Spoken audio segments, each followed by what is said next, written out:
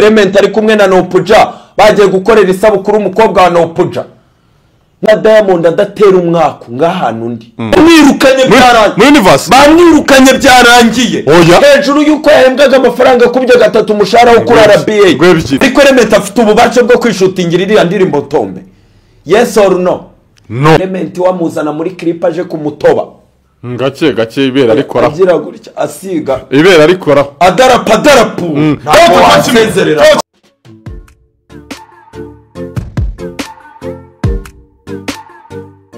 nguko ariko se umukada n'ubundi duse naho n'ubundi kino cyumweru tuvuyemo cy'icyunamo cyaje cyomwo ibikorwa byinshi cyane birimo byo gufasha birimo n'ibindi bikorwa n'ubundi bifitaho bifasha umuryango nyarwanda kugira aho nawe werekeza. Ifoto yagaragaye rero irimo witwa Bruce Melody, irimo Kenny ni murumuna wa Gayeri, irimo kandi Compressor no producer nayo muri 155am, yarimo kandi Roskana. Ifoto itari irimo Element batise Element yaba yaravuye muri 155am bikomeza kuburujijo ariko ndavuga ni kuko byabe byose umukada bahari kugira ngo agire ibyo adusobanurira. Reka ngira icyo mubaza kuri iriya foto, ni igikorwa bari bagiye gukorera hehe? Ese ku Element atarari mu nuko atari yabonetse cyangwa ni izindi mpamvu n'undi zihuye no gusohoka muri 155am na cyane ko indirimbo yari iherutse atigeze ashiramo yazanye Resfeya eka mbinyaruke mo gatoya ku beat breaking ndababaye ejo nari ndimo nkuganiriza nkubwira ngo Element yagiye gupfukamira Nopuja yego urabyibuka mbikubwira none ubu ngubu byamaze gusohoka ubunje mu kiganiro Element ari kumwe na Nopuja bagiye gukorera isabukuru umukobwa wa Nopuja nkubwira ngo ejo yari yagiye kumupfukamira dore ngibyo nta menshi na amafoto menshi reba murumuna wa Nopuja reba amafoto yagiye kumupfukamira ngo asubire muri iriya nzu kansubize to hasi bawitonde reka nsubire inyuma gato mwanya no wawe iyi nzu UGB 155am Kigali Universe yagomba kwifatanya n'abanyarwanda n'igihugu muri rusange. Aya mateka na yacu nta hantu tuzayakwepera tuzakomeza tubane nayo ariko tuyigireho. Ubwo rero rabizi ko ari n'abantu bari basebeje Melody ngo kuki tarike 6 ahora agenda ariko ni ubutumwa bwiza. Ni feedback igaragaye yuko bagiye kwifatanya baremeye bacitse ku icumu wabonye ababyeyi bahaye ibitenge. Iyi nzu yari iteretse ariko iki gikorwa cyabaye ko Gahera atari mu Rwanda niyo mpamvu ugomba ngira ngo nsobanura akantu kandi hari narimo inda Kenny yego Kenny ni mwenyewe urabizi ko ashumbye aba Kigali Universe aba UGB urabizi ko ari uwo muyobozi ariko Melody yarahabaye yarahabonetse n'uwacu turamukunda ariko nanone Element we nabivuze mbere hose mvuga ko ari last dance ye. Ikibabaje nuko na Melody ishaka kuba last dance ye nicyo kiba kibabaje. Oya nukuri reka nkubwire yego ntuzi mupenze to ndamuzi master plan yego twigendere ko boss mushya wa Melody ari inshuti ya kadasoka ya Eto mbaza igihugu babanyemo. Ejo twavuganye naramenye uwo muki Melody yageze ibyo nigeze mbivuga oya nigeze mvuge to ejo ndiko kubwira kuri phone oya kubona mumenyeze nimba Diamond adatera umwaka ngahantu ndi yakoranye na Debeni butatandukanye na Karombo none akoranye na Melody bigiye kugenda gutandukanye na Karombo none umukire waje uri kubahuha umusubirizo ko yahereye kuri Rugaju rigani avuye bamwirukanye bamwirukanye byarangiye hejuru yuko yahembwaga amafaranga kubyo gatatu umushahara wo kuri RBA ngwebyiri batonze ikisi ngwebyiri ngwebyiri nkubwira abakire bamanutse bari gukubura umuvandimwe mu maraso wa Coach Gaheri yahageze ababwira ngo nge nigiye management ku managing ibintu dushore menshi arutayo twinjiza iyo ni management yirukanwe savuga icyo sibye gushamirana na batayikuni nicyo nanjye kubaza ubundi bwaju amafaranga yakoraga Karemba Kigali Universe ifite imbuga yavugaga iki biriya bibazo yagiye kubaza muri press conference ya Melody biraze ko ari bigusha mu mukiraho Joshua kabibaza nibigusha mu mukira biri narahembwa bingahe by'idolari kujya bigende bite yankubiri rero muzabaze Richard yategeye ba Melody burira indege muzamubaze muzabaze Melody cyabaye kugira ngo korabo ye n'umuntu bita Shani Paul ishoboke inanirane kora inanirane yego kugeza ubwo Melody bashutinze roza igiye kuzuza amezi 3 na video oya barayishutinze ari visual idasohoka yasohoye visualize baramwimye video bitewe n'izo detail ntashaka kwandagaza yego ibaze visualize yakoze ari maonesho ubiguye mu 208 itaraboneka video mu byumweru bingahe video irahari bananijwe n'iki kuyishyura mbabwire director video ntabwo yishyuwe yes ngo imishinga ngo bahereye ngo Chipudeng ko ari cupuri amazo se bubatse barayujuje ubu bananiye kwitango bikomanga none se umukire Gayeri arahombye cyangwa yashoye oya nahombye ahubwo icyo yashakaga yakigezaho n'izina ubu coach Gayeri afite izina riremereye kurusha Rosikan ejo nareba nabara naricaho kuri Kenitso atangiye kwitaba imirongo se oya atashaka no kutayiko ahitamo nka mushiki wawe yazana business cyashya agahuruza itangazamakuru buse mbere yari kuruhuruza aribwiri ajya hitamo nka mushiki wawe Muyumbu Jimmy riko totera unga Muyumbu Jimmy ni umukire yego nk'ubu ngubu waje ahamagaza press conference aho zenda yabishyura Gahera ku murongo ariko ntimwabona ikibazo bumubaza ni bitatu n'ibyarega ati Zanzibar yanzu wemereye The Ben warayubatse nicyo kimwe icyaka indirimbo wakoreye Kevin Kadere musaro yarawutanze bijyanye n'ibiciro bamenyemo icyaka nta kindi yenda ko ashoye muri Kigali Universe irahombye cyangwa irungutse gusa naho nyine mwagarukira hari ukwibrandinga ni ikintu gikomeye ariko hari abandi bantu bagiye bakorera under management ya Karomba barimo banshuti barimo abo ba John Calvin bari kuza babakire ubwo rero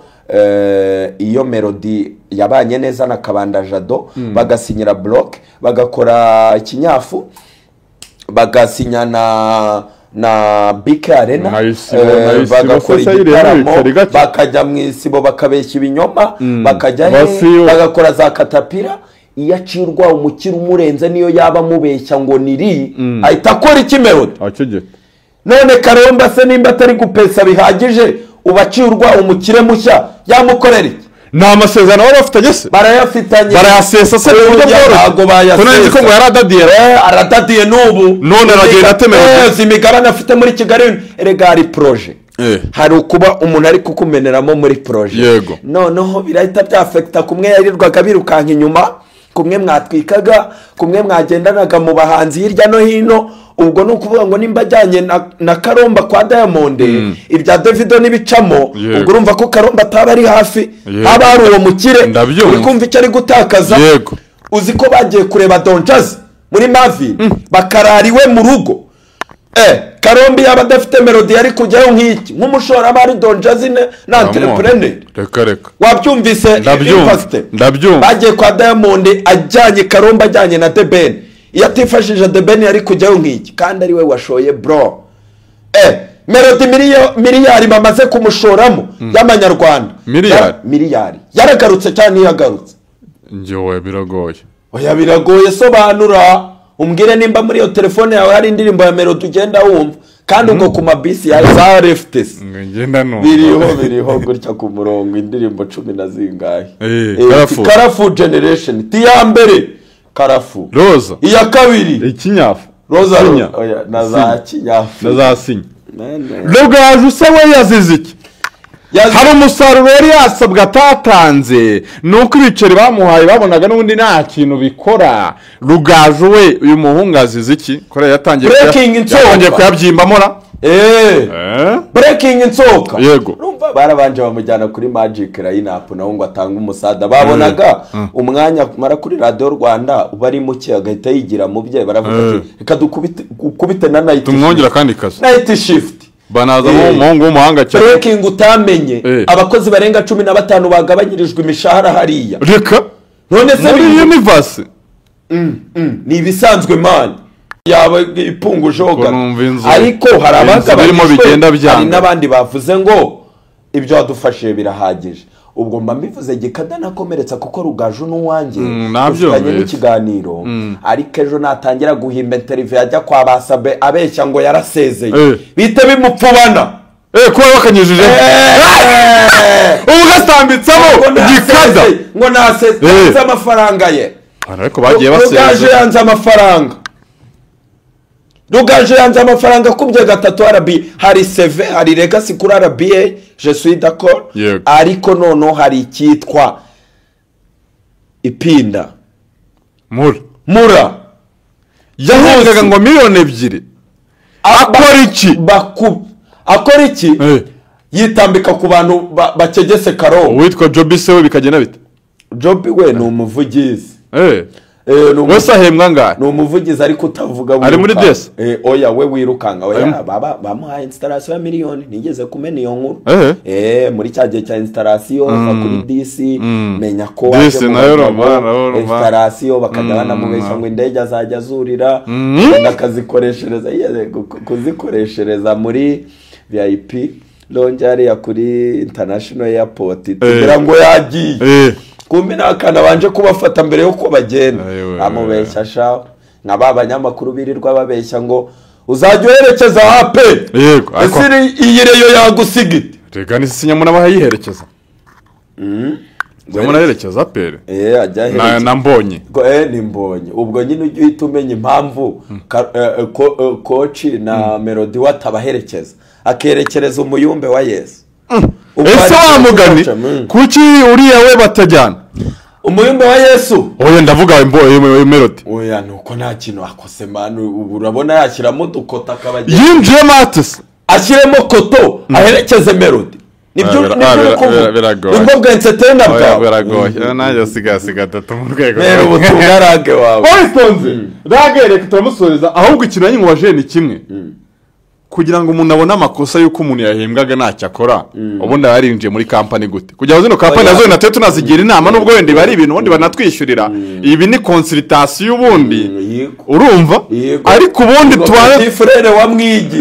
urumva ubundi bingi ugomba kubanza kurundaho ariko se umuntu waje muri company kugira ngo ubone ko yahombye n'ubundi amafaranga umuha ntacyo yamaze mbere yuko yinjiramo yakoragamo iki yego yinjijwemo nande aho gayeri nabo mu gihombo yagiye agira n'abantu nibagiye bamushuka gushora ibifaranga ahantu atari ngombwa. Karomba ni umusiniya, Karomba ntiyahombye, Karomba ntiyahomba ariko nanone icyo yashakaga yakigezeho, niyo mpamvu agomba kumenya uburyo agabanya expense. Niyo mpamvu umuvandimwe mu maraso John Calvin yamuvanye muri Amerika kugira ngo aze agire ibintu ashyira ku murongo ariko Karomba afite defo nyemerere nyivugire mu ijwi ryo hasi afite defo yo gukunda ingoma amashyi abamwirukanka inyuma abamusingiza abamutaka. Urabizi ko yanipangaga ati ngiye kuyobora Murera ngiye kuyishoramo iyo UGB ashoramo twarayibonye kadanse yayo neranye na mwenyewe ni ikintu gikomeye. Nimba abonye Rugaju rigana Imana imukojeje ikara ryaka ku munwa kubera iki yumva ko bisane ko agomba no guhitaza muri timu yego Yoshua Rugaju rigana ni umuntu wanyaye wa showbiz koko. Bamukundiye iki nuko hari igisata cy'imipira hari ikinwa ya futu hari za match berekana iki yego kandi nanone ikindi Rugaju rigana hari ukuntu yari yidemaritse ukabona ba Georgia bakubise Lesotho bagiye kunywa kamwe hariya ukabona ba Jimmy Gatete iyo tusha yikoraga neza. Igihe ibyo bidahari zera hita yirya igihe ibyo bidahari umukira itabibona igihe urabona hari no kuntu yipangaga kazana buriya yipangaga namukundaga Rugaju akagenda gatereta abandi bantu batahawe amafaranga akaba yabwira Faustinho enda dore tuzerekana kuri ecrage ya matini ubu Barisa ngembo ware yari duse nk'abahangana Karara mama akabwiraho bibera arya ugacumi yawe kubera sanse nyine bongeraho 5 support man yego ijana gushara yego turacyavuga impamvu yaje kugenda agwa mu bihombo mu kire Karomba wari ugikomeza. Sindi bukwemerere kuvuga ibihombo cyane kubera ko aracyafite ubuzima barumuna be famille ye yariteretse abizi yashatse kuruka yifatira keti bashabi bakigira za Mexique nago ya ahubwo nkahita mvuga isano bafitanye dufitanye isano reka bose kutoka katikati oya ni koko naguze isano keti bashafitanye nayonse mani nayonse bapfandikise ahubwo ukibaza ngo ni bimwe bya Mikinaga babeshya ngo mubyara bugacye ni mubyara serious iyi nkuru naranayimenye icyo gihe nari ndi kuvuga bitwa ba Vaskove nibwo nabamenye Vaskove ni muri wa Karomba ukije ufite amaboko ameze gutya n'amaguru ukije nibwo nagiye mbimenya icyo gihe nabwo namenye business ya Karomba na CMK bari barashoye muri Mexique yego ni byinshi nyine nitubyeyi ariko Karomba icyo ashaka kigezeho nabuka atarahomba asozanye na mega hit ya Diamond na Melody rero kuva yabonye abakire bashya ko yabonye ko Element yabakubise w'inyuma ko yabonye ko nta gahora gahanze niyo mpamvu agomba gufatirana atarahororomba fatirana utarahororomba Sean Paul bimeze bite David ko yazaga gupopera kuri stage bimeze bite ngomeze mvuga amakorabo y'imiranzi abanza musorere Rose shawansezere ko ndi ariko none si one favor isiganye we mu producer compressor urwaro Purini compressor urwaro gasabwa bona ntware kuri yavuye koko hiranze oya none se harajya monde kizi yaramaze iminsi ari kuri decadence harajya monde kizi byarangiye muri arasuye muri favor oya kizi byarangiye iburide ahombye oya none si Bride Sandi Mayeri bari babanje kumujabura hari uko nundi yirirwa agakorera Melody ya system yo kunyuza muri timu system Jabel Element akaba afite umukiro ugiye kumujyana ariko akabanza gasa nk'ugiye mu maboko ye byo badeta bamurega namara kwiyakira bamize utuzi ahita bavuga ati breaking news none se muri country ho ahanyuze gute oya yagiye gupfukama yego none se boss mwenye akaba ari umuhuza no mukire wundi wahere oya nama yari nukujijisha kwifatanya n'umwana cyo bakorera bajijishe zasi wabo batumaga afata ku mavuta n'uzi byamubaye ntago bamwitandukanyije nabo bavuga turamuhembera nje ni umukozi wanjye kandi nibyo yirirwaga arimo abo bantu pujahanganye nabo bande bose ku murongo nubi none se iriya nzu siko ikora ubwo nimba Melody yake yakanafata izina ry'Imana ubizi ukuntu ufata yavuga ati ukivuga Karomba Melody wanjye nazabura basi nabeshyaga ngo ni ibinyoma narabeshya ababone Purini icyasha mukinkireho ibaze fata ugera ahantu nkaho kavuga ati ibyo navuze mubikireho narabeshya ubuse bamusuye kangahe mageragere nanjye sindahanyaruki none se ikintu mwaje ni kimwe no puja bari Element oya no kujara babarira no puja se ugucegeta menye ko Element ari kumwe n'undi mukire naramu breakinze ndebwe ijisho ribi yewe ikintu naramenya kujijisha Element ariko Element afite ububasha bwo kwishutingira iriya ndirimbo Tombe yes or no none RS ni inzu yo mukire ni Element agiye kuzamo bimeze bite bya RS ni brand ya itandukanye na muvoma yo mukire umukire yakana ku blessinga ariko Element akeneye ya hashtag akeneye brand name nkiriya iri mu mazina ye ariko yerekana ko ari mpuzamahanga ku buryo no mu buryo bwa production apana mu buryo bw'ubuhanzi yanakorera mu yindi nzu yabona na management ariko mu buryo bwa production Emirade ahamagarire sfe kize nka kamba reba nka Philipita hari ukuntu we azana ikintu muri company kakwereka kari company urabona nka Bisoso urabizi ko nyine n'amashuri n'ibicyari atari qualified ariko baramubwira ati shinga company duha akazi company ari nayo yatumaga na ba DJ irabisanga ari kuko bari abakozi ba company bagahereza company y'aba DJ ya Bisoso ikirakari nayo iri gutegura biriya ahubwo hakazamo abandi bantu ariko bagiranye kontra na company bagiranye kontra n'izina ry'umuntu bashobora guhita bareba qualification ariyo mpamvu nyine muyobozi mwenyewe intarije yahise kubura ariko ngewe turumbutse wabitonze ngewe urabizi ko akenshi ugenda nsobanukiwe ariko hano sinsobanukiwe yego mwigisha nsobanurira sindamenya ngo Element yagiye gukora iki kwa Nopuja kana tagiye gusura muri country record batagiye kwiyumva ndavuga ibintu bibiri yego Nopuja afite uruhare muri uyu muziki ku buryo mutabyumva The Benaz urwo rwego muyoboke wabanye n'aba bahanzi imyaka nyagato The Benaz urwo rwego kandi batakiri kumwe kanze nzabisobanura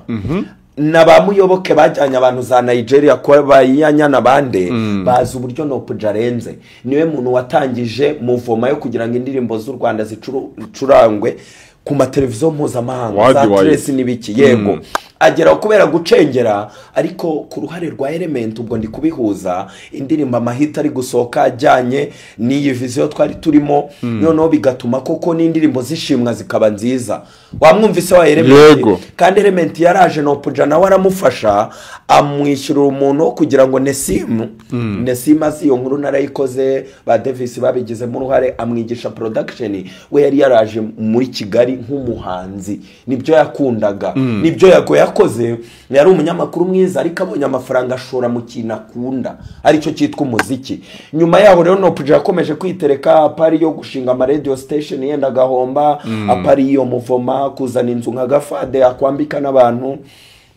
ariko yagize uruhare kugira ngo Trace